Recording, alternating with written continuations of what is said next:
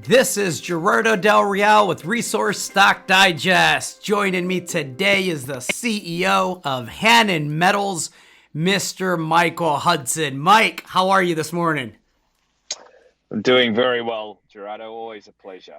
Let's get right into it. You've had a couple of very, very important news releases. The last time that you and I spoke, I described the news as a game-changing copper-silver mineralization discovery over 18 kilometers at San Martin in Peru. You had some news recently on both days, the 28th and the 30th, that again can really only be described at the very least as technically game changing. Let's start with the news on the 28th. The headline reads, Hannan updates results from 135,700 hectare, 100% controlled copper, silver, gold exploration projects in Peru.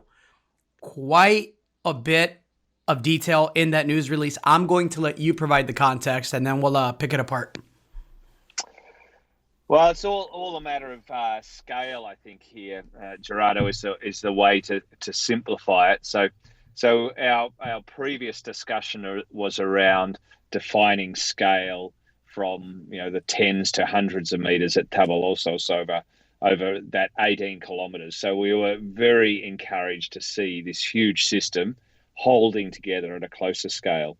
This week and our discussion here is really centered around just what we're doing outside of the JOGMEC joint venture, which is a huge area in its own right, plus 100 kilometers. But 2/3 of our ground is held outside that joint venture. So 2/3 of our mining concession claims granted and applications are held in our own right, and we're exploring in our own right. And we've got lots of teams going around the field, making new discoveries, and then in our own ground, it can be separated basically more or less that we're exploring a sediment-hosted copper. About a third of that ground is in our own ground is sediment-hosted copper, not too far from the JOGMEC JV, and then a few hundred kilometers south, we've got what is developing to be a very exciting discovery in its own right, early stage, but a new belt of porphyry copper gold deposits in areas that really haven't been looked at much before, and we started to talk about the different intrusive centers. We've defined 7 intrusive centers over a very large area with lots of copper and gold in boulders and stream sediments and float and outcrop, and it's very exciting. You've now identified high-grade mineralization with a boulder that assayed 1.4% copper and 21 grams per ton silver, and this is 20 kilometers northwest of the Tabalosos JOGMEC JV project, again on 100% staked Hannan ground, correct? That's correct, and it's the first time we've identified mineralization in these blocks. So the way that the story went was basically we were negotiating last year with JOGMEC, and we had staked our 66,000 hectares of ground that eventually went into that JV. During last year, we did a lot of work from satellite data, basically, so remote sense data that identified more targets through these back arc basins that looked prospective, and it was just a little too advanced down the path with JOGMEC and the approvals they were achieving internally, and we offered the ground into the joint venture to do the right thing, and it was just a little too far down the process. So they said, go and explore it yourselves. Basically, we're happy with what we've got. So we staked the ground, and we've just had teams in there. So the system continues out in those areas too. This is something like 45 kilometers or something like west of Tabalossos. So what a system.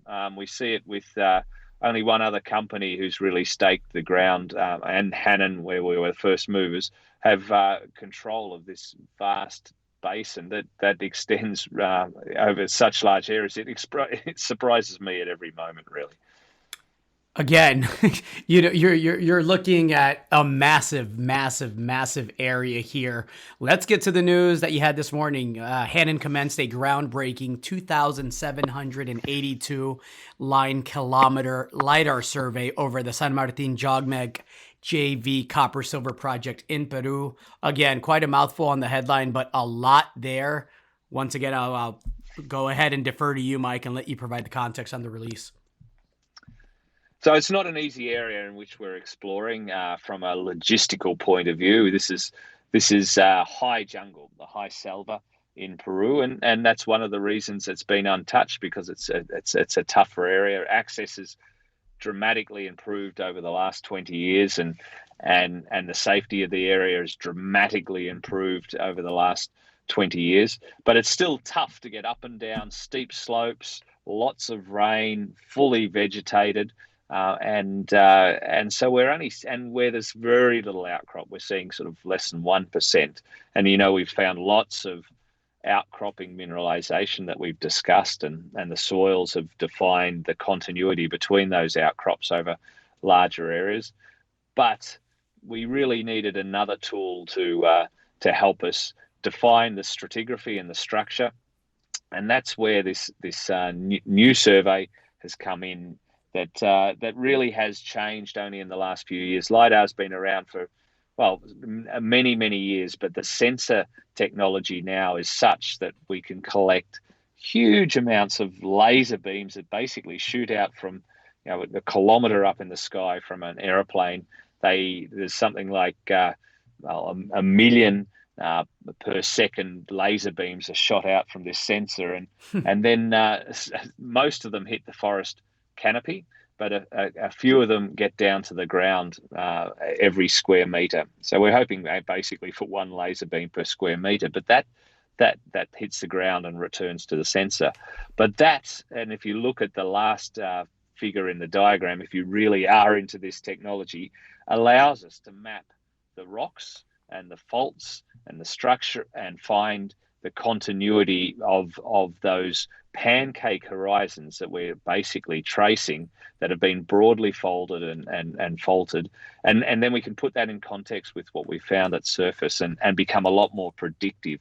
So this is a survey that we've got high hopes for. The technology, as I've said, is dramatically improved. Some of the technology that we're employing has come out of the oil industry, the petroleum industry, where they've been doing this over the last few years in places like Papua New Guinea, and where they run these surveys ahead of their seismic surveys.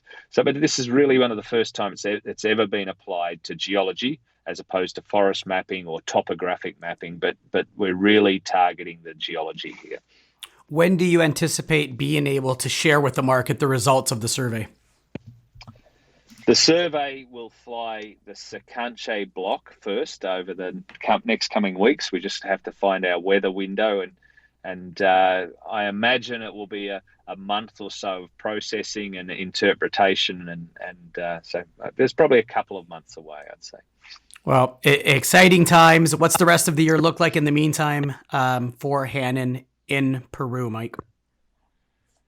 We've got many field teams. There's something like 12 people working in the Tabalossos area, where we'll be expanding out beyond that as our social teams are providing further access west of Tabalossos.